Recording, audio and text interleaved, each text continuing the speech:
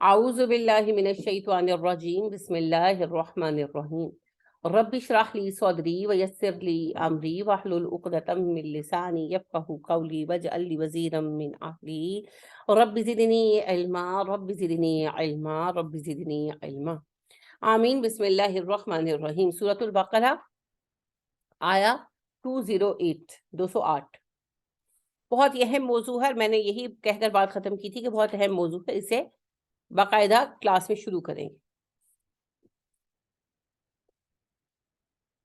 یا ایھا الذین آمنو، اے ایمان والو، ادخلوا، داخل ہو جاؤ، فی السلم، اسلام میں، کافۃ، پورے، کاف فا فا سے ہے، کفایت، کفا، کیفیت، کیفیت، کفایت آپ اردو میں استعمال کرتے ہیں، کافی ہے استعمال کرتے ہیں نا، عربی کا لفظ ہے، عربی سے اردو میں آیا ہے۔ پورا ہونا، کافی ہونا کیا مطلب ہے؟ پورا۔ تو کافہ شدت کا صیغہ ہے، پورے پورے۔ یہ فا کے اوپر جو شد ہے یہ اظہار شدہ کے لیے ہے، شدت اظہار کے لیے ہے، بہت تاکید کے لیے ہے۔ اے ایمان والو، اسلام میں داخل ہو جاؤ پوری طرح سے۔ اب دیکھیں دو باتیں، ایمان والو اسلام میں داخل ہو جاؤ، پھر ایمان الگ اسلام الگ ہوا کہ نہیں ہوا؟ ہوا۔ ایمان تو لا چکے ہو، اسلام میں بھی پورے داخل ہو جاؤ۔ ایمان ہے عقیدہ، اسلام ہے عمل۔ کیسے پتا چلتا ہے؟ حدیث جبریل یاد کریں، نبی کریم صلی اللہ علیہ وسلم بیٹھے تھے، حدیث جبریل بہت سارے صحابہ نے بیان کی، اس کی بہت روایتیں ہیں۔ جو روایت میں آپ سے شیئر کر رہی ہوں عمر فاروق رضی اللہ تعالیٰ عنہ کی بیان کرتا ہے۔ عمر کہتے ہیں، اچھا آپ یہ بھی دیکھیں گے کہ حدیث جبریل مختلف صحابہ نے بیان کی، تھوڑا تھوڑا فرق آیا ہے، بات میں فرق نہیں آیا، واقعے میں تھوڑا تھوڑا فرق آیا ہے۔ وہ کیوں آیا ہے؟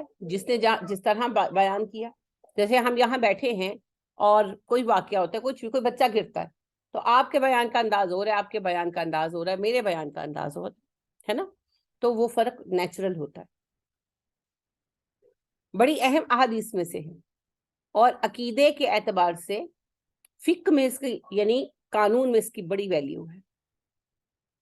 عمر فاروق رضی اللہ تعالیٰ عنہ کہتے ہیں، ایک دن ہم نبی کریم صلی اللہ علیہ وسلم کے ہمراہ بیٹھے تھے، تو ایک صاحب آئے، کپڑے ان کے بالکل سفید تھے، چمکدار، براق، چمکدار، سفید چمکدار کپڑے تھے، اور بال ان کے کالے سیاہ تھے، چمکدار کالے۔ اس بات کا مطلب کون بتائے گا؟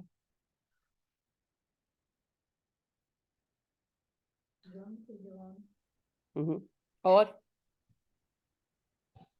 جی 2 پارٹیسپینٹس نے ہینڈ ریز کیا ہے۔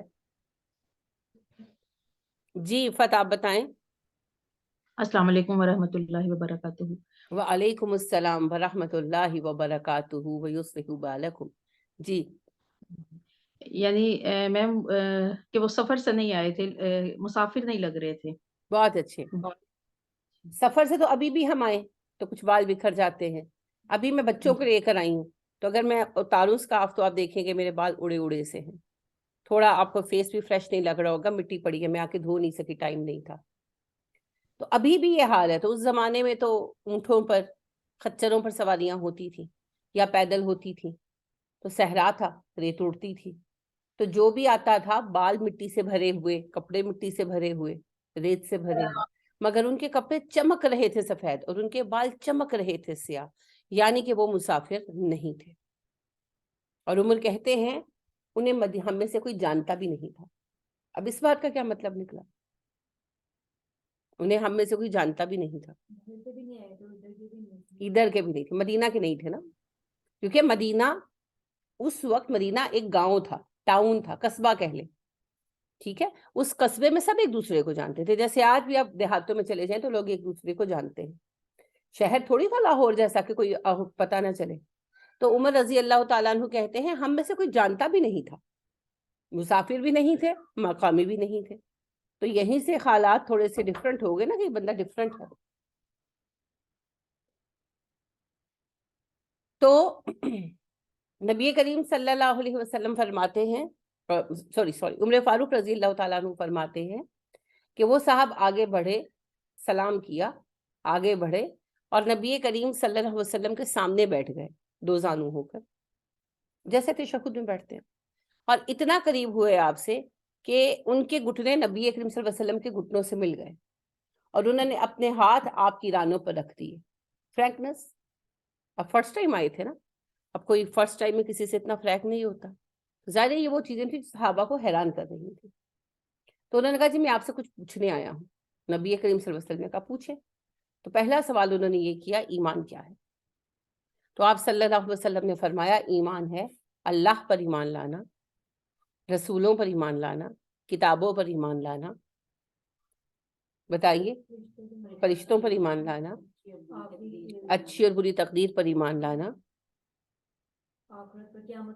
آخرت پر ایمان لانا. بالکل صحیح، آخرت پر ایمان لانا. یہ 6 چیزیں گنوائی. کہتے ہیں انہوں نے اگلا سوال کیا اسلام کیا ہے. اب اگر ایمان اور اسلام ایک ہوتا تو یہ سوال نہ آتا، لیکن سوال آیا اسلام کیا ہے. اور نبی کریم صلی اللہ علیہ وسلم نے یہ نہیں کہا کہ ایمان اور اسلام ایک ہی ہے. آپ نے فرمایا اسلام ہے اللہ کے ساتھ شریک نہ ٹھہرانا. زبان سے تو کہہ دیا نا کہ اللہ میرا رب ہے. اب اسلام یہ ہے شرک نہ کرنا، نماز قائم کرنا، زکوٰۃ دینا، رمضان کے روزے رکھنا، استطاعت ہو تو حج کرنا. ٹھیک ہے. انہوں نے کہا قیامت کب آئے گی؟ آپ صلی اللہ علیہ وسلم نے فرمایا جس سے پوچھا جا رہا ہے وہ پوچھنے والے سے زیادہ نہیں جانتا. انہوں نے کہا آنے والے نے کہ پھر کچھ علامتیں بتا دیں. آپ نے کہا ہاں قیامت تب آئے گی جب ماں اپنے آقا کو جنم دے گی، یعنی اولادیں اتنی سرکش ہو جائیں گی کہ والدین کو اپنے ملازموں کی طرح ٹریٹ کریں گی، جو آج آپ دیکھتے ہیں. اور ننگے پیر اونٹ چرانے والے چرواہے بڑی بڑی عمارتیں بنانے میں مقابلے کریں گے. عرب کا آج یہی حال ہے. تو آپ صلی اللہ علیہ وسلم نے جب کہا تو انہوں نے کہا آپ سچ، اچھا ہر بات کے آخر میں انہوں نے کہا، یعنی پہلے سوال کا جواب دیا تو انہوں نے کہا آپ نے سچ کہا، صدقت، آپ نے سچ کہا. تو عمر کہتے ہیں ہم حیران ہوئے کہ سوال بھی کر رہے ہیں تصدیق بھی کر رہے ہیں. تصدیق تو جاننے والا کرتا ہے نا. دوسرے سوال تیسرے چوتھے کا بھی یہی جواب دیا، پھر اٹھے اور چلے گئے. آپ نے کہا ذرا ان کو بلانا. تو جیسے ہی وہ باہر نکلے کہتے ہیں ہم پیچھے گئے مگر دور دور تک کوئی بھی نہیں تھا. ہم نے کہا اللہ کے نبی صلی اللہ علیہ وسلم باہر تو کوئی نہیں. آپ صلی اللہ علیہ وسلم نے فرمایا جانتے ہو یہ کون تھے؟ ہم نے کہا اللہ اور رسول ہی جانتے ہیں. تو آپ صلی اللہ علیہ وسلم نے فرمایا یہ جبرائیل تھے، تمہیں تمہارا دین سکھانے آئے تھے. اسے حدیث جبریل کہتے ہیں. تو اب آپ کو پتا چلا اللہ کیا کہہ رہے ہیں کہ ایمان والو ایمان تو لے آئے ہو، اب نیکسٹ سٹیج پر آ جاؤ، اسلام بھی لے آؤ. اور آدھا ادھورا نہیں، پورا پورا پورا. اسلام کیا ہے؟ اللہ اور رسول کی اطاعت، فرائض پورے کریں. ٹھیک ہے، کم از کم فرائض پورے کریں. تو فرائض کیا ہیں؟ نماز، روزہ، زکوٰۃ، حج، توحید، اور کوئی فرض نہیں ہے. نبی اکرم صلی اللہ علیہ وسلم کی اطاعت نا فرض ہے. اب اس کے اندر سب کچھ آ جاتا ہے، پردہ بھی آ جاتا ہے، قرآن کا حکم ہے. ٹھیک ہے. اسی طرح حسن اخلاق جیسے آپ نے کہا، دیکھنا جھوٹ بولنا حرام ہے تو پھر سچ بولنا فرض ہے. گالی دینا حرام ہے تو اچھی بات کرنا فرض ہے. تو اس طرح پھر ایک لسٹ ہے پوری زندگی کے لیے. اور نماز میں، روزے میں یہ طاقت ہے کہ وہ ہمیں برائیوں سے دور کر دیتے. نماز کا تو اللہ نے کہا ان الصلاۃ تنہی عن الفحشاء والمنکر، نماز روکتی ہے بے حیائی سے، بری باتوں سے.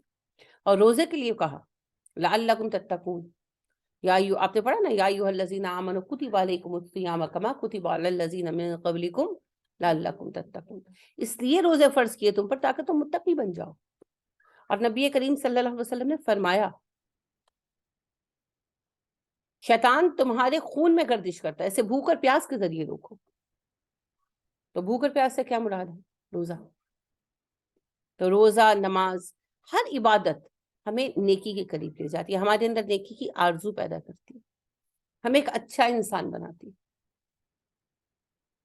تو اصل بات ہے پوری زندگی اللہ کے حکم کے مطابق گزارنا.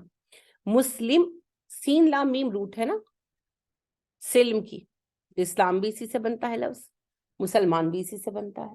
مسلم کس کو کہتے ہیں؟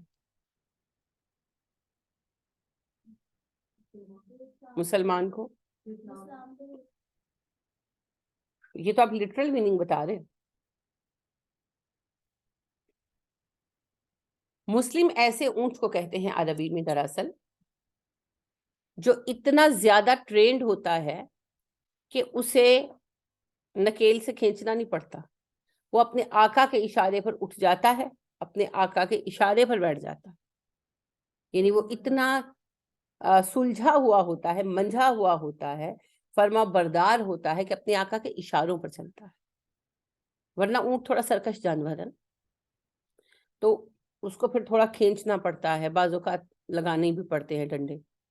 لیکن ایسا اونٹ جو اپنے آقا کے اشارے کو سن کر یا دیکھ کر، ہاتھ کے اشارے کو دیکھ کر یا خالی اس کی آواز سن کر کھڑا ہو جائے، چل پڑے، رک جائے، اس کو مسلم کہتے ہیں.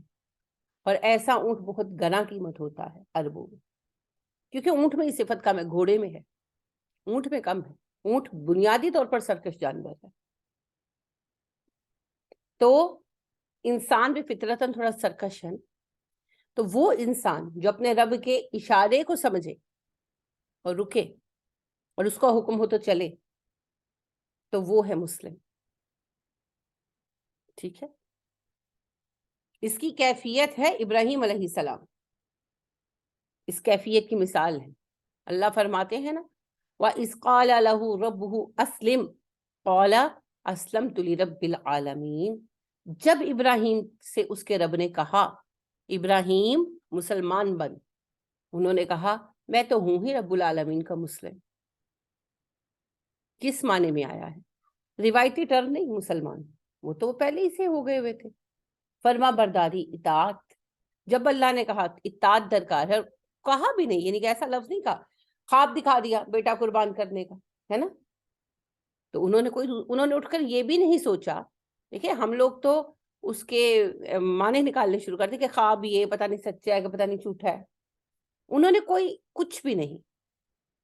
انہوں نے اپنے بیٹے سے کہا مجھے یہ خواب آیا ہے اور میں نبی ہوں تو میں اسے پورا کرنا چاہتا ہوں، تم کیا کہتے ہو؟ اچھا، اس سے بھی پہلے جب بیٹا ہوا 72 سال کی عمر میں جا کر پہلا بچہ ہوا تھا، اور اللہ نے کہا کہ جاؤ جا کر فلاں جگہ چھوڑا، اور جا کر چھوڑ آئے.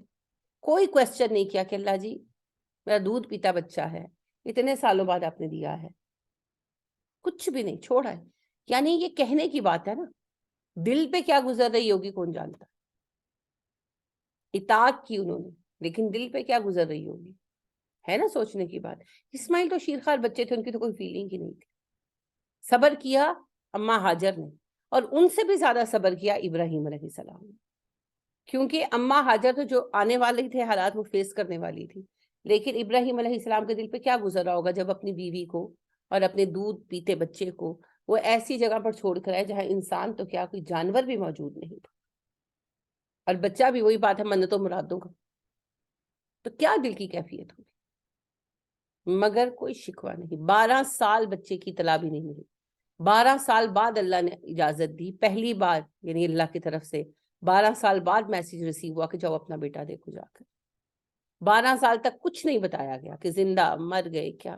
دعائیں بس مانگتے رہے ابراہیم علیہ السلام، مگر کوئی شکوہ نہیں، کچھ نہیں. یہ ہے اطاعت. بہت بڑا درجہ ہے اطاعت کا اللہ کے ہاں. ہم سے اللہ نے ویسی اطاعت تو نہیں مانگی، لیکن بہرحال زندگی میں اپنی خواہشات کو چھوڑ کر اللہ کی رضا کے راستے پر چلنا مطلوب و مقصود تو ہے. اور یہ بہت مشکل ہے کہ نہیں؟ مشکل ہے، بہت مشکل. کیونکہ ایک طرف اللہ کا حکم ہے، ایک طرف ہماری خواہشات ہے. اچھا جائز خواہشات اسلام میں منع نہیں ہے. جیسے کوئی شادی کرنا چاہتا ہے, جیسے ہوتا ہے نا بچے بڑے ہوتے ہیں, ینگ ہوتے ہیں, ان کا دل ہوتا ہے شادی ہو جائے ان کی, تو لوگ مذاق اڑاتے ہیں تینوں بڑی آگ لگی ہوئی ہے. جاہلانہ رویہ ہے, فطری امر ہے. کسی کو بھوک لگی ہے, وہ کھانا کھانا چاہتا ہے. آپ کے پاس پیسے ہیں اور آپ کوئی جوڑا خریدنا چاہتے ہیں, بے شک آپ کے پاس پہلے جوڑے ہیں بھی, مگر آپ کہتے ہیں اچھا میں نے ایک جوڑا لینا ہے, اور اللہ نے آپ کو مال دیا ہوا ہے, تو یہ حرام ہے؟ نہیں, لے سکتے. اسراف نہیں کرنا, لے لیں. اگر بہت کپڑے ہیں تو پچھلے کپڑوں میں سے ایک دو نکال دیں. صحابہ ایسے کرتے تھے, صحابہ ایسے کرتے تھے, کیونکہ ظاہری بات ہے آپ کو ایک سوشل سٹیٹس بن ہی جاتا ہے جسے آپ کو مینٹین کرنا پڑتا ہے. یعنی ایک دفعہ میں نے اپنی کلاس کو ڈانٹا, میں کپڑے میرے سل کر نہیں آئے تھے, تو کچھ کپڑے میں نے دے دو دیے تھے, تو 2-3 جوڑے میرے پاس تھے. سردیاں تھی, سردی میں آپ کو تو ویسے بھی کم پہنے جاتے ہیں. تو مجھے کہنے لگی ٹیچر آپ 2 دن کپڑے کیوں نہیں بدلتی؟ میں نے کہا تم لوگ کپڑے دیکھنے آتے ہو کہ پڑھنے آتے ہو؟ لیکن آپ دیکھیں ایک آپ کا اسٹیٹس بن جاتا ہے, اسٹینڈرڈ, لائف کا اسٹینڈرڈ بن جاتا ہے, تو لوگ اس کو نوٹس کرتے ہیں. تو یعنی کہ نا انہوں نے پتہ نہیں کیا سمجھا اپنے طور پر, تو کہنے لگی اپنے کپڑے کیوں نہیں بنوائے؟ میں کہا تاکہ تم ایک ایک جوڑا لے کر آؤ. بھیجے ہوئے میں نے کبھی درجن نے سی کر نہیں دی. میں کہنا سب یہ چاہتی ہوں کہ ایک اسٹیٹس بن جاتا ہے نا, اگر آپ اس سے ہٹتے ہیں تو لوگ فیل کرتے ہیں, اور سم ٹائم پھر وہ سمجھتے ہیں کہ شاید آپ کسی مصیبت میں ہیں, شاید کوئی آفت آ گئی ہے, تو پسندیدہ بھی نہیں ہے اسلام میں. لہٰذا اگر آپ کے پاس پیسے ہیں, آپ کپڑا پہننا چاہتے ہیں, اچھا جوتا پہننا چاہتے ہیں, اسلام کو کوئی اعتراض نہیں ہے. بس اسراف سے روکا گیا ہے, اسراف نہیں کرنا, فضول خرچی نہیں کرنا. لیکن آپ اپنے لیے کر سکتے ہیں. اپنے گھر کو بہتر بنانا کوئی بری بات ہے؟ کوئی بری بات. اپنے بچوں پر پیسے خرچ کرنا, ان کے لیے کوئی چیز خریدنا منگوانا بری بات ہے؟ نہیں. بس وہی بات ہے کہ آپ نے یہ یاد رکھنا ہے کہ فضول خرچی نہیں کرنی. تو جائز خواہشات پر پابندی نہیں. مسئلہ آتا ہے ناجائز خواہشات پر. اب یہ سوال پیدا ہوتا ہے کہ کیا ہم کوئی ناجائز خواہش کرتے ہیں؟ آپ بتائیں شیزا. نہیں کرتے. آپ کہنا چاہتی ہیں نہیں کرتے. جو کہنا چاہتے کہیں, سوچ کر جواب دیں. جی ہے نا. نہیں, یہ تو ڈپلومیٹک آنسر ہے, سیاسی بیان ہے کہ اچھا جس پاس سے ٹیچر گئی اس پاس سے پارٹی دا ووٹ. اینج نہیں, ایک جواب دیں, کرتے ہیں یا نہیں کرتے. ہم جب خواہشات کرتے ہیں تو ہماری کچھ خواہشات, آپ اپنی بات کریں چلیں ایز ہینا, آپ کو لگتا ہے کہ آپ کی کوئی خواہش زندگی میں ناجائز رہی ہے؟ کبھی نہیں. جی آپ فوزیہ کبھی نہیں رہی. آپ فاطمہ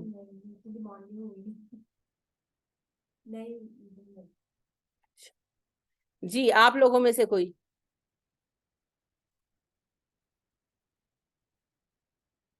نبیلہ, عفت, عائشہ کلاس کسی وجہ سے لیو کر گئی ہیں. جی السلام وعلیکم علیکم میم. السلام ورحمۃ اللہ. جی ایسی کوئی خواہش ابھی یاد تو نہیں کہ کوئی ناجائز ہو. بہت اچھے. جی عفت. نہیں ایسی کوئی نہیں ہے. جی نہیں میم, میرا خیال ہے کہ کبھی نہیں, کوئی ایسی نہیں کی جو ناجائز ہو. اور کوئی؟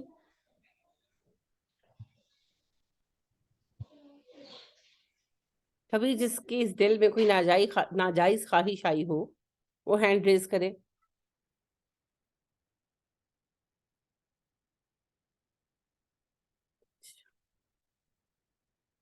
ناصر کاظم کا ایک شعر ہے,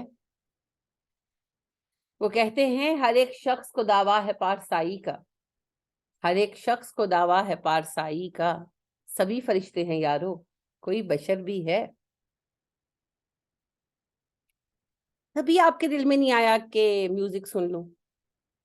کبھی آپ کو طلب نہیں ہوئی کہ اتنا نام آ رہا ہے اس فلم کا, ذرا دیکھوں تو صحیح کیا ہے, یہ اتنا ڈرامہ مشہور ہوا ہے ارطغرل, چلو ایک ایپیسوڈ تو دیکھ لوں؟ کبھی نہیں. جی جی کبھی آپ کا جی دل نہیں ہوا کہ یہ بھائی ہے. کی شادی ہے, کاش تھوڑی اجازت ہوتی تو میں تو تیار ہو کے جاتی, بال بنوا کے عبایا نہ پہننا پڑتا. کبھی نہیں دل میں آیا؟ جی جی تو پھر ایسی کیسے ہے, آپ کہہ رہے ایسی ہیں تو کہ کبھی کوئی ہوگی. ناجائز خواہش نہیں؟ کبھی دل نہیں چاہ کے ایڑی والی ایسی جوتی نہیں پہنو, ہے. ذرا ٹک ٹک ہو پتہ لگے. کبھی دل نہیں چاہا کہ باہر نکلنے لگی اتنا اچھا پرفیوم زار لگا کر جاؤں. ये सब हुई है, ये सब तो है कभी आपका दिल जी। नहीं चाहा कि मेरे इतने अच्छे बैंगल्स हैं और वो इतना अच्छा बजते भी हैं, तो अब मैं जा रही हूँ शादी में तो पहन के जाऊं? कभी हो सकता है पहन कर भी चले गए हो, या किसी दुपट्टे के साथ ट्विस्टर लगे हुए हैं और वो बजते हैं और आपका दिल चाहता है कि मैं पहन कर जाऊं? या ये भी हो सकता है कि फैमिली गैदरिंग है, कोई बात ही मिक्स है तो हुआ करे, पहन कर चले भी गए। बजने वाला जेवर हराम है ना पहनना मर्दों में, तो क्या कभी दिल में ख्वाहिश नहीं आई? जी मैम जी मैम, हजारों जैसे ख्वाहिशें पहना भी ऐसी है, कि हर ख्वाहिश पे दम निकले। ऐसा तो पहना भी है, मतलब पहना भी है। हम्म। अब नहीं हो पहनती, जाता है ना जब इल्म पहले नहीं होता। पहनती थी जी। हाँ, जब इल्म नहीं होता इंसान को ये तो यही इंसान बात मैं गलतियां करता है। अच्छा, बाज़ औक़ात जब पता भी नहीं। अच्छा, सम टाइम मुझे एक बड़ा खूबसूरत पसंद भी था, मुझे अब कहीं गुम हो गया मुझसे, ब्रेसलेट था और मेरी बेटी ने गिफ्ट किया था, और उसमें कोई बजने वाली वैसी चीज नहीं थी, लेकिन उसमें हैंगिंग्स थी, तो वो हैंगिंग्स आपस में टकरा कर बजती थी। अच्छा, मुझे कभी फील ही नहीं हुआ, मैंने काफी अरसा पहना रहा। एक दिन ना कुछ रिकॉर्डिंग में छन छन सी मुझे फील हुई, मैंने कहा ये क्या है, अल्लाह अकबर, मैंने कहा ये तो इस मुसीबत की आवाज है। मैंने कभी रियलाइज ही नहीं किया, क्योंकि ना उसमें कोई घुंघरू था ना कुछ, उसमें वैसी कुछ हैंगिंग्स बनी हुई थी छोटी छोटी ना, तो वो जो है वो आपस में टकरा कर वो छन छन करती थी, और चूंकि वो बहुत लाइट सी साउंड थी, मैंने कभी रियलाइज ही नहीं किया। उसके बाद फिर मैंने उसको उतारा, मैंने कहा ये तो बचता है। तो यानी इस तरह की कई चीजें हम अपनी जिंदगी में चाहते हैं, कभी कुछ देखते हैं और दिल में ख्याल आता है कि ऐसा होता। अच्छा, बाज़ औक़ात गुस्से में इंसान के दिल में बाज़ ख्वाहिशात होती हैं कि काश मैं इसको मजा चखा सकती, और वो आपसे बड़ा होता है, कोई भी हो सकता है, सास हो सकती है, बड़ी बहन हो सकती है, मियाँ हो सकता है। मियाँ बीवी का 24 घंटे का साथ है, बाज़ औक़ात मियाँ ऐसी बात कर जाते हैं कि बहुत गुस्सा चढ़ता है और दिल चाहता है कि काश मैं मुंह तोड़ के जवाब दे सकती, काश मैं इसका सर ही फाड़ देती। आती है ना ये ख्वाहिशें दिल में, वक्तन फवक्तन गुस्से में इंसान एक दूसरे के लिए नेगेटिव भी सोचता है। ये नेगेटिव जो ख्वाहिशात दिल में आती हैं, है तो ख्वाहिशात, हम इन्हें दरगुजर कर देते हैं, वसवसों की शक्ल में है, लेकिन दिल में बातें तो आती हैं। तो ये जो नेगेटिव ख्वाहिशात हैं, ये छोटी छोटी हैं, फिर जैसे अगर कोई इनको फॉलो करना शुरू कर दे, फिर ये बड़ी होती जाती है। अच्छा, बड़े लेवल पर क्या चीजें होती है, किसी को किसी का शोहर पसंद आ जाना, जिस पर ये फिल्में ड्रामे भी आपके बनते हैं, है ना, कई ऐसे फिल्में ड्रामे, बहन को बहन का जो है शोहर पसंद आ गया जी, बहन हुई पे आशिक हो गई, ये रियल लाइफ की कहानियां हैं। तो मामला तो ख्वाहिश से शुरू हुआ ना। अच्छा, कहीं देवर को भाभी पसंद आ गई, इन्ना लिल्लाहि व इन्ना इलैहि राजिऊन, ये है, ये आपकी रियल लाइफ के वाकयात है, लोगों में होता है ना। तो मामला ख्वाहिश से शुरू होता। अच्छा, फिर उसके बाद ये कि किसी ने किसी को जायदाद की खातिर मार दिया, जिंदगी में वाकयात है ना। भाई ने भाई को मार दिया, बेटे ने बाप को मार दिया, भतीजे ने चाचा को मार दिया, तो जायदाद की ख्वाहिश में ही करते हैं ना। तो ये अगर इन ख्वाहिशात के पीछे चलने लगे ना, नबी अकरम सल्लल्लाहु अलैहि वसल्लम फरमाते हैं शैतान तुम्हें ऑब्जर्व करता है, अगर तुम उसकी बात पर कान नहीं धरते हो तुम्हारे पीछे लगा रहता है, फिर एक एक लेवल पर आकर वो मायूस हो जाता है और तुम्हें छोड़ जाता है। लेकिन अगर तुम कभी उसकी सुनते हो कभी नहीं सुनते, तो फिर वो तुम्हें इंटरेस्ट लेने लगता है कि क्या पता फाइनली मैं ही विन करूं, तो तुम्हें बहकाता है। फिर जैसे जैसे तुम उसकी बात सुनते जाते हो वो तुम्हें बहकाता जाता है। समझ रहे हैं?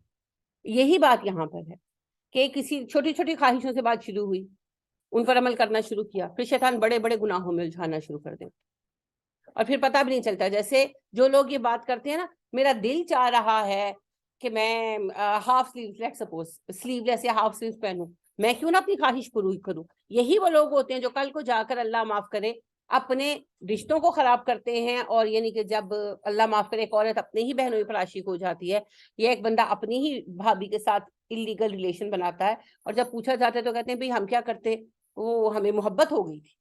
ये मोहब्बत नहीं होती, ये हवस होती, लेकिन इसकी बुनियाद पड़ती तो ख्वाहिश से है ना। तो ये नाजायज ख्वाहिशात छोटी छोटी शक्लों में हमारे जहन में पैदा होती है। अच्छा, एक और कॉमन सी बात है, बहुत सारी खवातीन करती हैं, शोहर की जेब से पैसे निकालने, ख्वाहिश से शुरू होता है ना, तो कई औरतें निकालती हैं। अब बात यह है, जायज तो नहीं है। अब कोई चीज शोहर को कही, या शोहर तंग हैं ऐसे, उनका मिजाज ऐसा, वो पैसे कम देते हैं, नपे तुले देते हैं, कोई चीज लेनी है, कुछ मौका देखा शोहर की जेब से पैसे निकाल लिए, ख्वाहिश के पीछे हैं। आज ये कर रहे हैं, कल को हो सकता है जब आदत हो जाती है आपको गुनाह हल्का लगने लगता है, कल को कोई बड़ा गुनाह कर बैठेंगे। کسی اور کی پاکٹ سے نکال لیں گے، کسی کی زمین ہڑپ لیں گے. آغاز تو چھوٹے گناہوں سے ہوتا.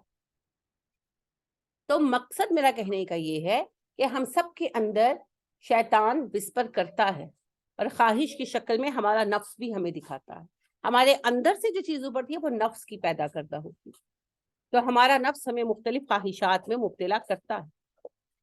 اب ہم اللہ سے مدد مانگتے ہیں، کھڑے ہو جاتے ہیں، بچ جاتے ہیں. بعض اوقات سلپ بھی ہو جاتے ہیں. سلپ ہو گئے تو استغفار کر لیتے ہیں، اللہ بخش دینے والا.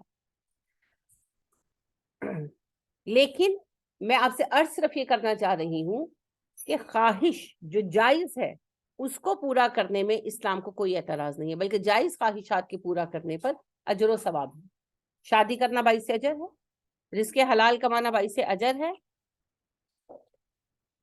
گھر والوں کو فیڈ کرنا، ان کی ضروریات کو پورا کرنا باعث اجر ہے.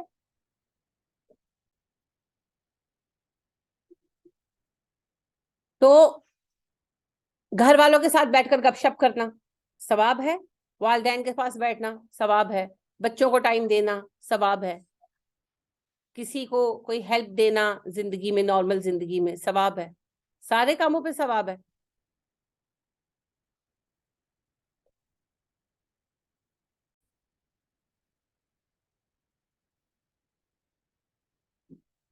ایک دوسرے کے کام آنا ثواب ہے. ایک دوسرے کے کام آنے میں ہم کیا کچھ کرتے ہیں، کسی کے لیے بازار چلے گئے، کوئی چیز خریدی، سب کچھ باعث اجر ہے نا. تو پوری زندگی کی جو نارمل خواہشات ہیں، ایک دوسرے کا، اچھا کوئی بیمار ہے اس کی عیادت کے لیے جانا، ہم اپنی محبت سے جاتے ہیں، اجر کا باعث ہے. اگر کوئی خوش ہے تو اس کی خوشی میں شریک ہونا باعث اجر ہے. سب اچھے کام باعث اجر ہے. تو جو ہماری جائز خواہشات ہیں وہ سب باعث اجر ہے. مسئلہ آتا ہے ناجائز خواہشات کیوں. ناجائز خواہشات پر پابندی ہے، ان پر گناہ ہے. ٹھیک ہے. تو ہمیں ناجائز خواہشات سے رکنا ہے، جو اسلام میں منع ہے، حرام ہے، ممنوع ہے، ان سے رکنا ہے. جو جائز اور حلال ہیں جائیں، اللہ نے دیا ہے انجوائے کریں، کوئی پابندی نہیں. سیر کرنے جائیں، گھومنے جائیں، بچوں کے اوپر پیسہ خرچ کریں. نبی اکرم صلی اللہ علیہ وسلم نے حضرت معاذ بن جبل رضی اللہ تعالیٰ عنہ کو کہا اپنے بچوں پر پیسہ خرچ کرتے وقت ہاتھ مت روکو.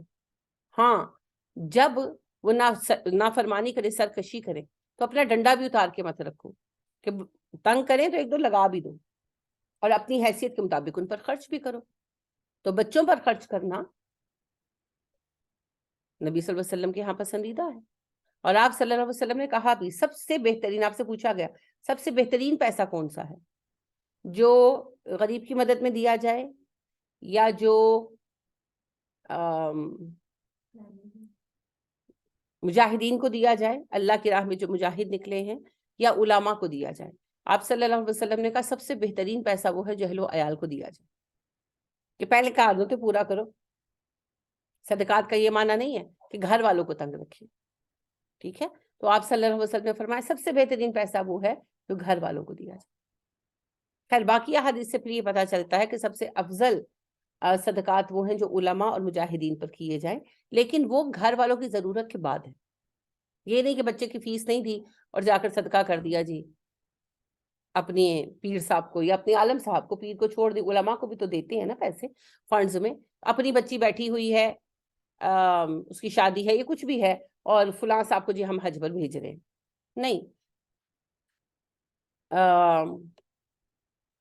عربی محاورہ ہے، کہتے ہیں الجار بعد الدار، ہمسایہ گھر والوں کے بعد آتا ہے. ٹھیک ہے نا. انگلش میں آپ کہتے ہیں چیریٹی بگنز ایٹ ہوم. تو سب سے پہلے گھر والے. جب گھر والوں کی ضرورت پوری ہوتی ہے اس کے بعد صدقوں کی باری آتی. ٹھیک ہے، یہ یاد رکھیے گا. تو لہذا پھر اسلام کیا ہے؟ اسلام ہے اللہ سبحانہ و تعالیٰ کی پسند و ناپسند کے مطابق جینا.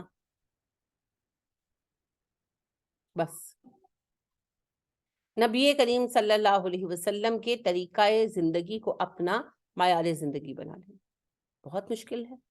آج کے دور میں تو بہت ہی مشکل ہے، لیکن اللہ نے کبھی یہ نہیں کہا کہ تم دین کے راستے پر چلو گے تو تم پر ہار پھول ڈالے جائیں گے. اللہ نے تو کبھی بھی نہیں کہا. آپ نے بقرہ میں پڑھا اللہ سبحانہ و تعالیٰ نے خود کہا کہ مثال ایسی ہے اسلام کے راستے پر چلنے کی، قصیب من السماء فیہ ظلمات ورعد وبرق، جیسے آسمان سے بارش اترے، بجلی ہے، گرج ہے، چمک ہے، کڑک ہے، اسی میں چلنا پڑے گا. دی نا یہ مثال. نبی کریم صلی اللہ علیہ وسلم نے بھی کہا مجھ پر آنے والے علم کی مثال بارش جیسی ہے. تو باقی حدیث تو اس وقت نہیں میں بیان کروں گی، لیکن اصل بات یہ ہے کہ بارش بہت خیر لاتی ہے، لیکن اٹ سیلف جب بارش آتی ہے تو دقت بھی ساتھ آتی ہے. اندھیرا، گرج، چمک اور بارش کو سہنا ہے نا. تو پھر آپ کے گھر مضبوط ہونے چاہیے. ہر کوئی اپنی اپنی حیثیت کے مطابق بارش کی تکلیف اٹھاتا ہے. تو اسلام خیر ہے، لیکن اس خیر کو پانے کے راستے میں تکالیف وہ سہنی پڑیں گی. بہت خوبصورت بات ہے ورقہ بن نوفل علیہ رحمہ کی رضی اللہ تعالی عنہ. ورقہ بن نوفل کا پتہ ہے نا، اماں خدیجہ کے چچا زاد بھائی تھے. نبی کریم صلی اللہ علیہ وسلم کے اعلان نبوت سے پہلے یہودیت اختیار کر چکے تھے. توریت کے عالم تھے اور توریت سے لکھتے رہتے تھے. کیا لکھتے تھے پتہ نہیں، یعنی کہ توریت کی تفسیر وغیرہ لکھتے تھے، توریت پڑھتے تھے، عالم تھے بہت بڑے. تو جب آپ صلی اللہ علیہ وسلم پر پہلی بار جبرائیل آئے ہیں اقرا بسمی لے کر، اور آپ گھبرا کر گھر آئے، تو اماں خدیجہ آپ کو ورقہ بن نوفل کے پاس دے دی. تو ورقہ جو تھے انہوں نے کہا کہ کیا گزری آپ پر، مجھے بتائیں. تو نبی اکرم صلی اللہ علیہ وسلم نے پورا واقعہ بتایا. تو وہ کہنے لگے اللہ کی قسم یہ وہی فرشتہ ہے جو موسیٰ علیہ السلام پر آتا تھا، آپ تو نبی بنائے گئے.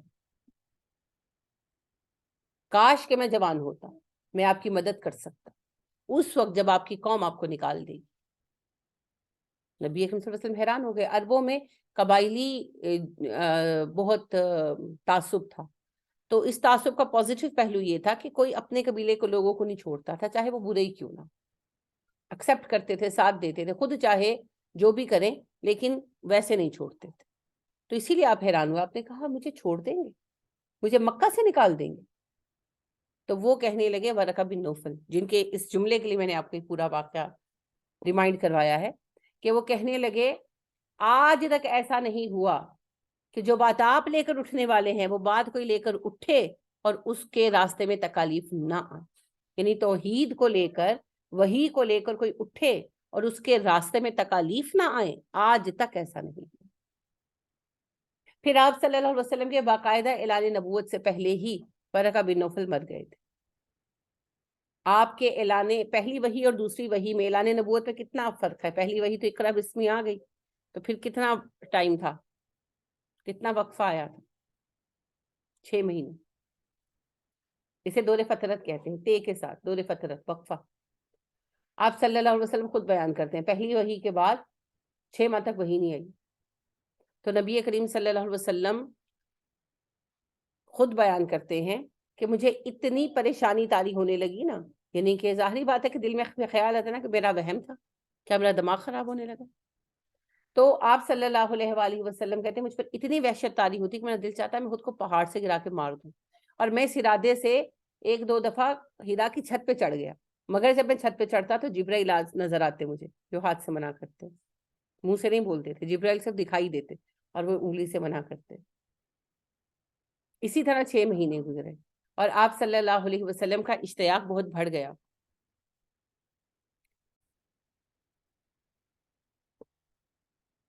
تو آپ صلی اللہ علیہ وسلم کو اسی حالت میں 6 مہینے گزر گئے. آپ صلی اللہ علیہ وسلم خود کہتے ہیں کہ مجھے انتظار کی شدت سے ایسا لگنے لگا کہ شاید میں دیوانہ ہو جاؤں.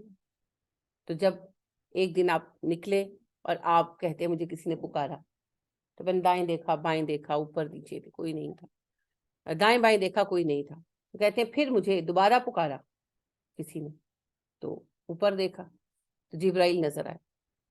یعنی آپ کہتے ہیں مجھے وہی صاحب نظر آئے، اور وہ اس حال میں تھے کہ وہ ایک کرسی پر بیٹھے تھے، کرسی کا سارا آسمان میں جا رہا تھا اور پیر زمین میں. تو آپ پھر گھبرا گئے، پھر بھاگے گھر اور آ کر لیٹ گئے. کپ کپی تاری تھی، وہی پہلی والی کیفیت تھی، اور کہا 10 سیرونی 10 سیرونی، مجھے کچھ ڈال دو، میرے پر کچھ ڈال دو. پھر جبرائیل آئے، یا ایھا المدثر، اے اور لپیٹ کر لیٹنے والے، قم فانذر، کھڑا ہو، آگاہ کر لوگوں کو. تو یوں اس کے بعد حدیث کے لفظ ہے اس کے بعد پے در پے وحی آنے لگی. تو یہ 6 ماہ کا بیچ میں وقفہ تھا. اس عرصے میں ورقہ جو تھے وہ انتقال کر گئے. سمجھ گئے؟ تو میں آپ کو ایک جملہ جو سنانا چاہ رہی تھی ورقہ کا، جس کے لیے پورا واقعہ بھی بیچ میں آیا، کہ ورقہ جو تھے نا، انہوں نے کہا کوئی شخص ایسا نہیں دنیا میں جو یہ بات لے کر اٹھا ہو اور اس کی راہ میں تکالیف نہ آئی.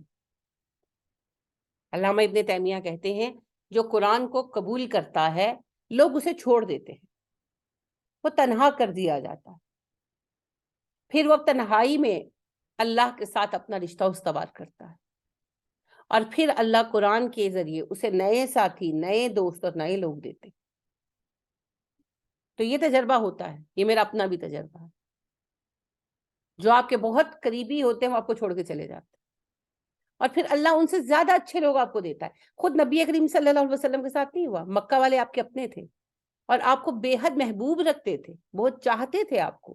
آپ ان کے بڑے لاڈلے بچے تھے. سب پورے مکہ کے سارے ہی رشتہ دار تھے. کوئی چاچا تھا تو کوئی تایا تھا تو کوئی چچا کا بیٹا تھا، سب رشتہ دار تھے. تبھی تو انہوں نے کہا تھا جب فتح مکہ کے بعد آپ صفا پر بیٹھے تھے اور آپ نے کہا اب بتاؤ کیا کہتے، تو کہنے لگے انتا اخن کریم و ابن اخن کریم، آپ ہمارے معزز بھائی، معزز بھتیجے ہیں. کیونکہ سارے تو رشتہ دار تھے مگر سب نے چھوڑ دیا، مکہ سے نکال دیا. آپ صلی اللہ علیہ وسلم کو اللہ نے پھر اس سے بہتر لوگ دیے، مدینہ والے، جنہوں نے اپنی جان، مال، اولادیں سب آپ پر وار. آپ سے بڑھ کر دنیا کی کسی چیز کو نہیں سمجھا. اولاد سے بڑھ کر کیا ہے، اولادوں کو بھی آپ سے بڑھ کر نہیں سمجھا. اپنی اولادیں بھی آپ پر قربان کرتے. اتنی محبت، جتنی محبت انصار نے نبی کریم صلی اللہ علیہ وسلم سے کی ہے آپ کو کہیں نہیں ملے. یہ بے لوث محبت، بے لوث محبت. کیونکہ انصار کو پتا تھا کہ کل کو دنیا میں ہمیں کچھ نہیں ملنا.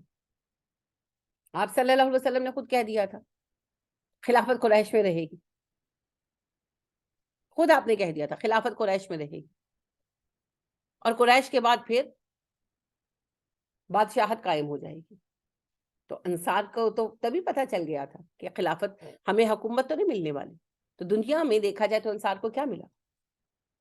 صرف ذمہ داریاں. لیکن اللہ کے ہاں ان کا مقام وہی جانتے. بے لوث محبت. انصار کی ساتھ مہاجرین کی محبت بھی بے لوث تھی. لیکن میں صرف ایک بات کر رہی ہوں کہ انصار کو تو پتا تھا کہ ہمیں دنیا میں کچھ نہیں ملنے والا. اپنی وفات سے پہلے بھی آپ نے کہا تھا کہ گروہ انصار میرے بعد عنقریب تم دیکھو گے تمہاری سخت حق تلفیاں ہوں گی. جب تمہاری حق تلفیاں ہوں تم صبر کرنا، اپنے فرائض ادا کرتے رہنا اور حقوق کو اللہ پر چھوڑ دینا تب تک جب تک تم مجھے حوض کوثر پر نہ آن دینا. انصار یہ سب جانتے تھے، اور اسی لیے آپ دیکھیں گے کہ سیاسی معاملات میں انصار چپ کر کے بیٹھے رہے. سیاسی معاملات میں آپ کو مہاجر صحابہ نظر آئیں گے، مکہ والے نظر آئیں گے، سینئرز بھی جونیئرز بھی. انصار نظر نہیں آئیں گے. انصار چپ کر کے علم سیکھتے رہے اور اس ہر وقت میں علم ہی سکھاتے رہے. آج بھی معاملہ ویسا ہی چل رہا ہے. انہوں نے اپنا جو حصہ لینا تھا لیا. تو آپ صلی اللہ علیہ وسلم جو ہمارے رول ماڈل ہیں، ہم ان کی زندگی میں دیکھتے ہیں کہ جب قرآن اپنایا آپ نے، جب وحی کو قبول کیا، آپ کو ہر اعتبار سے تکلیف سہنی پڑی. اپنوں نے چھوڑ دیا، اللہ نے نئے لوگ دیے، نئے ساتھی دیے، نئے راستے دیے. تو جب آپ دین کی راہ پر چلیں گے مشکلیں آئیں گی. کہیں نہیں لکھا ہوا، کہیں اللہ نے نہیں کہا کہ تم دین کے راستے پر چلو گے تو میں تمہارے لیے ریڈ کارپٹ بچھا دوں گا. جنت میں بچھیں گے. دنیا میں تو جو ہونا ہے ہونا ہے. تکلیفیں اٹھانی پڑیں گی، اٹھانی پڑیں گی. مصطفیٰ زیدی کہتے ہیں انہی پتھروں پہ چل کے اگر آ سکو تو آؤ، میرے گھر کے راستے میں کوئی کہکشاں نہیں. یہی راستہ ہے جی، دین کا یہی راستہ. تکلیف کے ساتھ، پریشانی کے ساتھ، لیکن چلنا اسی راستہ. فیض کہتے ہیں یہ قدم قدم مصیبت، یہ سواد کوئے جانا، جسے زندگی ہو پیاری وہ یہیں سے لوٹ جائے. کہ محبوب کے کوچے کے راستے میں قدم قدم پر مصیبت ہے. اگر زندگی سے محبت ہے دین گو بیک. ہاں دین کے راستے پر چلنا ہے تو پھر رہو. سورہ بقرہ میں آپ نے پڑھا ہے جب موسیٰ علیہ السلام کی امت نے ان سے کہا लन नस्बिरा अला तामिन वाहिदिन फदउ लना रब्बका युखरिजना मिम्मा तुंबितुल अर्दु मिन बकलिहा व किस्साइहा व फूमिहा व अदसिहा व बसलिहा। हमारे लिए सब्जियां ककड़ियां उगनी चाहिए, हमसे नहीं खाया जाता एक खाना रोज रोज। देखा जाए तो फितरी तकाजा था, लेकिन मूसा अलैहिस्सलाम ने जवाब दिया, अतस्तब्दिलून अल्लज़ी हुआ खैरु बिल्लज़ी अतस्तब्दिलून अल्लज़ी हुआ अदना बिल्लज़ी हुआ खैर। तुम घटिया को आला से बदल देना चाहते हो। यही भी तो मिस्रन, किसी शहर में चले जाओ, फइन्ना लकुम मा सअलतुम, जो तुम्हें चाहिए मिल जाएगा। तब भी मैंने आपको समझाया था कि मुराद खाने की चेंज की बात नहीं है कि भाई वो खाना आला है ये खाना घटिया। मूसा अलैहिस्सलाम ने कहा यहाँ तुम सहरा में रुके हुए ट्रेनिंग के लिए, ट्रेनिंग के दौरान मेन्यू नहीं प्रोवाइड किए जाते, सिर्फ जीने का सामान दिया जाता है, वो तुम्हें दे दिया गया है। यहाँ रहोगे, ट्रेनिंग लोगे, अल्लाह की वहीं पर अपने आप को खड़ा करोगे, अपनी कैरेक्टर बिल्डिंग करोगे, तो दुनिया के रहनुमा बनोगे, लीडर बनोगे, अल्लाह के खलीफा बनोगे। और अगर तुम्हें अपनी लज्जतें पूरी करनी है तो मैं क्यों अल्लाह से कहूँ कि अल्लाह ये भेज दे वो भेज दे, जाओ किसी शहर में चले जाओ, ये दुनिया तो हर जगह मिल जाएगी। हाँ, अगर अल्लाह की खिलाफत चाहिए तो फिर यही रहना पड़ेगा। तो अगर अल्लाह की खिलाफत चाहिए तो फिर सिल्म चाहिए, तस्लीम, इताअत, सर झुकाना, अल्लाह की रजा के मुताबिक रहना। ये आपको, अगर मुझे आपको किसी इंसान को अल्लाह की खिलाफत चाहिए, एक अल्लाह का बंदा बनना है, तो फिर अल्लाह की इताअत चाहिए। और अगर दुनिया चाहिए कहीं भी चले जाए, बाजारों में बिक रही है कहीं भी चले जाए, कोई पाबंदी नहीं, जाए, मगर फिर खिलाफत के लायक नहीं है। और इताअत भी आधी अधूरी नहीं, पूरी पूरी। पहले भी हम तफसील के साथ बात कर चुके हैं कि अल्लाह सुब्हाना व तआला ने कहा, अफतुमिनूना बिबादिल किताबी व तकफुरूना बिबाद फमा यफअलु ज़ालिका फमा यफअलु मिनकुम ज़ालिका, जो तुम में से ऐसा करेगा, फमा जज़ाउ, अब आयत अटकी मेरे दिमाग में, वमा यफअलु ज़ालिका मिनकुम फला जज़ाउ खिज़्युन फिल हयातिद दुनिया व यौमिल क़ियामति युरद्दूना इला अशद्दिल अज़ाब। दुनिया में हम उसे रुसवा करेंगे, आखिरत में अज़ाब अज़ीम की तरफ लौटाएंगे। उलाइक अल्लज़ीना इश्तरौल हयातद दुनिया बिल आखिरति फला युख़फ़फ़ु अन्हुमुल अज़ाबु वला हुम युनसरून। ये वो लोग हैं जिन्होंने दुनिया को खरीदने के लिए आखिरत बेच डाली है, लिहाजा इन पर ना अजाब हल्का होगा ना इनकी मदद की जाएगी। अहले किताब को कहा ना, जिसके पास किताब भी नहीं उसको कहना क्या। अहले किताब को कहा, क्या तुम किताब के बाज़ हिस्सों को मानोगे, बाज़ का इनकार करोगे, अगर ऐसा करोगे हमेशा के जहन्नुमी हो। तो यहाँ उसी बात को दूसरे अंदाज में कहा जा रहा है कि पूरी इताअत कबूल करो। ठीक है जी, नमाज तो मैं पढ़ती हूँ, पर्दा मैंने कोई नहीं करना, नहीं, ऐसा इस्लाम अल्लाह को नहीं चाहिए। अल्लाह को टोटल सबमिशन चाहिए, पूरे पैकेज पर अमल करना है। आपके 5 पेपर होते हैं फर्स्ट ईयर में, सेकंड ईयर में, तो क्या आपको ऐसा ऑप्शन मिल जाता है कि 4 पेपर दे दो, एक रहने दो, खैर है? नहीं है ना, 5 ही पढ़ने पड़ेंगे और पास भी करने पड़ेंगे, बस यही बात है। हाँ ठीक है, किसी में नंबर कम आ गए लेकिन पासिंग मार्क्स तो लाने पड़ेंगे, तो इतना तो करना पड़ेगा। वला तत्तबिउ खुतुवाति शैतान, शैतान के नक्शे कदम पर ना चलो। इत्तबा शैतान की मत करो, नबी की इत्तबा करो। शैतान की इत्तबा क्या है, चले मुझे ये बताएं, शैतान ने क्या किया था?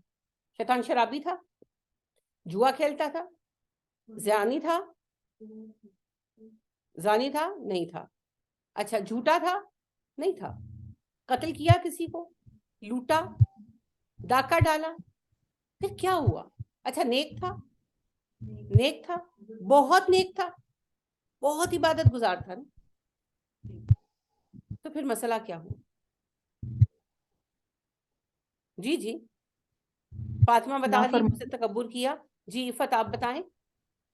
अल्लाह की नाफरमानी, नाफरमानी, अताअत। ये सारी बिल्कुल सही बातें कह रहे हैं आप, सब बिल्कुल सही बातें कह रहे हैं। असल बात ये है कि उसने एक वक्त पर हुक्म नहीं माना, मानता आ रहा था ना, एक वक्त पर आकर हुक्म नहीं माना। अब आप सोचें कि एक वक्त पर हुक्म नहीं माना और सरकशी अख्तियार की और कहा मैं वही करूंगा जो मेरा दिल चाहता है।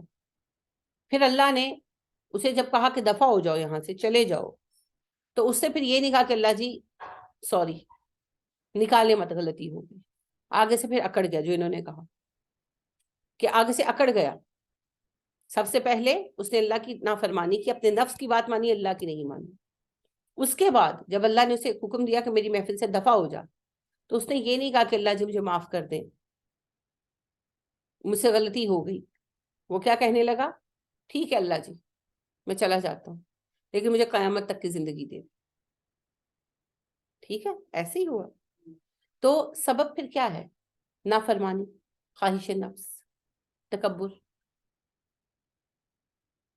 سب ملی جلی باتیں ہیں. اصل سبب تو نافرمانی ہے نا, نافرمانی ہے. تو لہٰذا شیطان کے نقش قدم پر نہ چلو. کیا ہے شیطان؟ کیا آج اللہ کو نہیں مانتا؟ شیطان تو آج بھی اللہ کو مانتا ہے. اچھا شیطان شرک کرتا ہے؟ وہ کس کو پوچھتا ہے؟ کسی کو بھی نہیں, وہ تو اللہ کو ہی پوچھتا ہے, وہ نہیں کسی کو پوچھتا. قیامت کے دن بھی وہ کہے گا میں تو شرک نہیں کرتا تھا, میں نے تو تم لوگوں کو ایک بات کی, تم نے مان لی, میں کیا کروں, کہے گا نا. خود شیطان نے کوئی زنا نہیں کیا, لوگوں سے بہت کروائیں, شراب نہیں پی, صرف لوگوں کو ان گناہوں میں ڈالا ہے. تو اللہ کی نافرمانی کی وجہ سے وہ اتنا معزز ہوتے ہوئے گرا دیا گیا. تو بات یہ ہے کہ ایمان صرف دعویٰ نہیں, وہ بھی تو دعوے دار تھا نا. اور پھر کہیں نہ کہیں ٹیسٹ آتا ہے, حالانکہ وہ تو اسلام پر بھی قائم تھا کہ وہ نمازیں پڑھتا تھا, سب کچھ کرتا تھا, لیکن جب ٹیسٹ آیا تو وہ ٹیسٹ پہ فیل ہو گیا. تو ٹیسٹ زندگی میں آتے ہیں. اب ہمارا سلسلہ ظاہری بات ہے ایمان بالغیب کا ہے, تو ٹیسٹ آتے ہیں, ناپسندیدہ چیز آتی ہے, کوئی بات آتی ہے, اسے پھر قبول کر لیں. اچھی اور بری تقدیر پر ایمان حصہ ہے نا, تو پھر کیوں نہیں ہے ہمیں ایمان؟ جیسے میں نے آپ سے ڈسکس کیا تھا کہ ایک بہن جو ہیں ان کے میاں نے دوسری شادی کر لی اور وہ شدید ڈپریشن میں, آپ سے ڈسکس کیا تھا نا.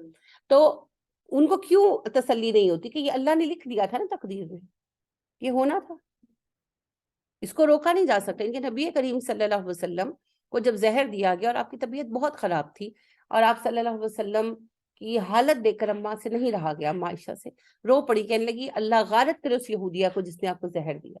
اچھا وہ عورت یہودی تھی, پھر اس عورت کے دیے ہوئے زہر سے 2 صحابی مر گئے تو اس کو قتل کر دیا گیا قصاص میں. تو یہودیہ مری, کافر مری, جہنمی ہونا طے ہے. پھر بھی آپ صلی اللہ علیہ وسلم نے کہا کہ عائشہ مت اس کو کوسو, اللہ نے میرے نصیب میں ہی تکلیف لکھ دی تھی اس وقت جب ابھی آدم کا خمیر بھی تیار نہیں ہوا تھا, تو تقدیر لکھی جا چکی ہے. پھر کس بات پہ اتنا ہم چیختے چلاتے ہیں؟ کوئی بات ناگوار ہو جاتی ہے, ہم سبھی کی زندگی میں کوئی نہ کوئی ناگوار ایلیمنٹ ہے. ہم کیوں اتنا اس کے اوپر ریئیکٹ کرتے ہیں, کیوں چیختے چلاتے ہیں؟ بات اتنی بڑی نہیں ہوتی جتنا ہم فسانہ بنا لیتے ہیں. اگر ہم ان باتوں کو ہنسی خوشی نظر انداز کر دیں تو کوئی بات اتنی بڑی نہیں ہے دنیا میں, لیکن نہیں, ہم قبول نہیں کرتے, ایکسیپٹ نہیں کرتے. تو پھر کیا ہے یہ اللہ کے ساتھ الجھنا ہے نا, یہ ہمیں بے قرار کر دیتی ہیں باتیں. اچھا شیطان کو بھی پتا تھا نا مخلوق ہونے کے ناطے کہ تقدیر لکھی جا چکی ہے, مومن تھا, تو یہ بھی پھر ظاہر ہے اس کو پتا تھا کہ یہ اللہ کا فیصلہ ہے. اللہ سامنے کھڑے ان کو کر کے بتا چکے تھے کہ میں نے آدم کو خلیفہ بنایا ہے, مگر اس نے فیصلہ نہیں نا مانا. اچھا مجھے بتائیں, اللہ سبحانہ و تعالیٰ کہتے ہیں یہ میرا نائب ہے, شیطان کہتا ہے میں اس کو نائب نہیں مانتا, اللہ اسے کہتے ہیں دفع ہو جا, میری درگاہ سے نکل جا. رائٹ. ایک عورت جو مسلمان ہے وہ کہتی ہے میں نے نہیں پردہ کرنا, میں نہیں مانتی. آپ مجھے بتائیں شیطان کے اس کے اسٹیٹس کا کتنا فرق ہے, بتائیں. اسی طرح شوہر بھی کئی چیزوں میں, بیٹے ہو سکتے ہیں, یہ میں نے عورت کی ویسی ایک مثال دی ہے, ضروری نہیں میں صرف عورتوں کی بات کر رہی ہوں, عورتیں ہوں مرد ہوں. جب ایک مسلمان اٹھ کر کہتا ہے مجھے نہیں یہ حکم اللہ کا قبول, میں نہیں اس حکم کو مانتا, دنیا 1400 سال آگے آ چکی ہے, تو پھر وہ کہاں کھڑا ہے؟ وہ انا, تکبر, ضد اور نافرمانی کے اسی لیول پر کھڑا ہے. ہاں ایک فرق ابھی ہے, توبہ کر لے گا تو دروازے کھل جائیں گے. شیطان نے تو توبہ کا دروازہ اپنے ہاتھوں بند کر دیا نا. اللہ نے تو آدم علیہ السلام کو بھی کہا تھا, جب آدم علیہ السلام سے غلطی ہوئی تو اللہ نے ان سے بھی کہا نا اہبطوا, نکلو یہاں سے, دفع ہو جاؤ. آدم علیہ السلام نے فوراً معافی مانگ لی, اللہ نے معاف کر دیا. شیطان کو بھی اللہ نے کہا دفع ہو جاؤ. شیطان نے کہا اللہ دفع تو میں ہو ہی رہا ہوں, لیکن مجھے قیامت تک کی مہلت دے دے. جس نے جو مانگا مل گیا. لہٰذا یہ والا فرق تو باقی رہے گا, لیکن میرا مطلب ہے کہ گناہ تو وہی ہے نا جو شیطان کا تھا. اللہ کہہ رہے شیطان کے نقش قدم پر نہ چلو, کہ زبان سے عقیدے رکھو, تسبیحیں پڑھو, اور جب عمل کا وقت آئے تو تب تم بہانے بنانے لگ جاؤ. یہ شیطان کا طریقہ ہے. مومن کا قول اور فعل یکساں ہوتا ہے. مومن اور منافق میں فرق کس بات کا ہے؟ قول اور فعل کا ہی تو فرق ہے. مومن کا جو قول ہوتا ہے وہی فعل ہوتا ہے, منافق کہتا کچھ ہے کرتا کچھ ہے. تو مومن ایسا نہیں. ٹھیک ہے.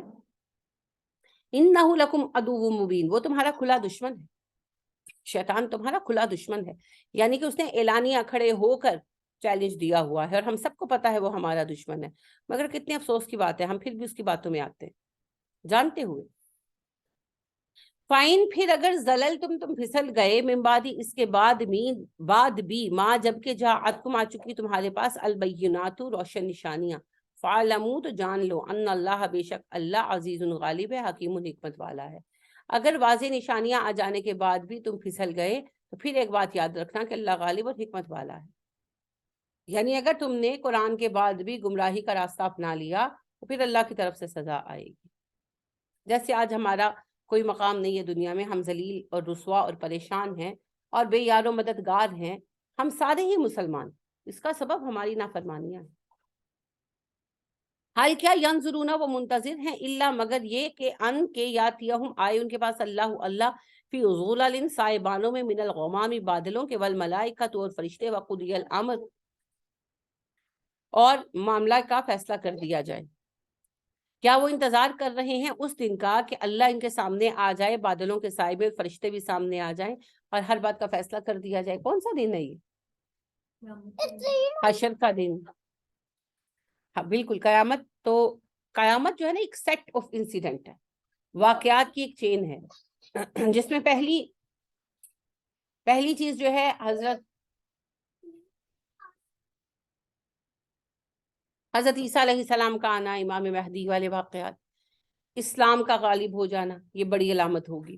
اس کے بعد پھر جب اللہ چاہیں گے مسلمان ختم ہو جائیں گے, سارے مسلمان. ٹھیک ہے. نبی اکرم صلی اللہ علیہ وسلم فرماتے ہیں کہ خوشبودار ہوا چلے گی جو انسانوں کو ٹچ کرے گی, اور جب مسلمانوں کو ٹچ کرے گی مسلمان مر جائیں گے, سب مسلمان مر جائیں گے آل ٹوگیدر, صرف دنیا میں مشرک رہ جائیں گے. اب یہ کب ہوگا ایگزیکٹلی وہ تو اللہ جانتے ہیں. اس کے بعد کعبہ توڑ دیا جائے گا, ریاض الجنہ اٹھا لیا جائے گا, مسجد نبوی بھی ایکچولی توڑ دی جائے گی نا, باقی صرف ریاض الجنہ اٹھا لیا جائے گا, زمین پر صرف کافر بسیں گے. پھر اللہ کی طرف سے عذاب آئے گا, اینڈ آف ٹائم آئے گا, قیامت آ جائے گی.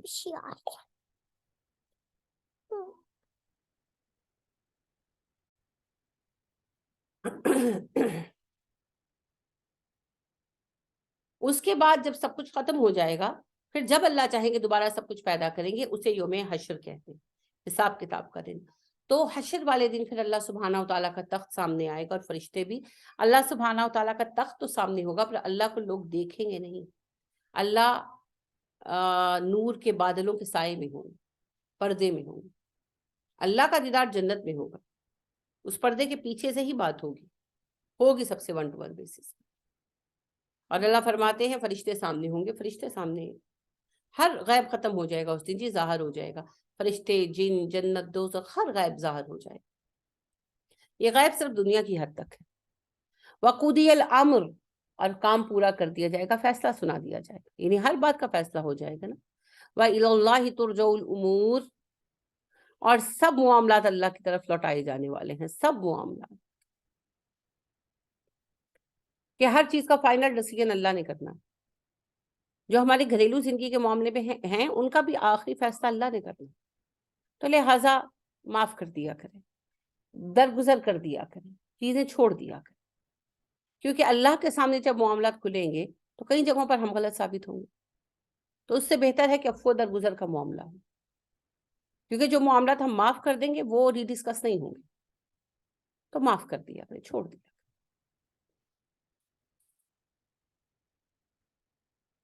چلیے آج بات یہی ختم کرتے ہیں, کل انشاءاللہ اگلی کلاس میں شروع کریں گے. کل چھٹی ہے جس کے لیے ممکن ہو پیراگون کا ایونٹ اٹینڈ کرے، جس کے لیے ممکن نہ ہو وہ آن لائن اٹینڈ کرے، کیونکہ آن لائن بھی آئے گا، ٹھیک ہے انشاءاللہ۔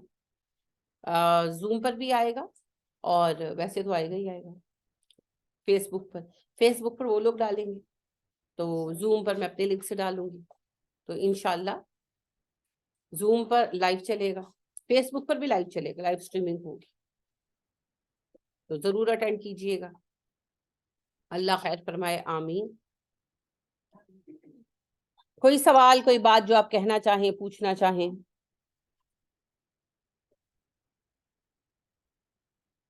چلیے، سبحانک اللہم و بحمدک ونشہد ان لا الہ الا انت ونستغفرک ونتوب الیک۔ السلام علیکم ورحمۃ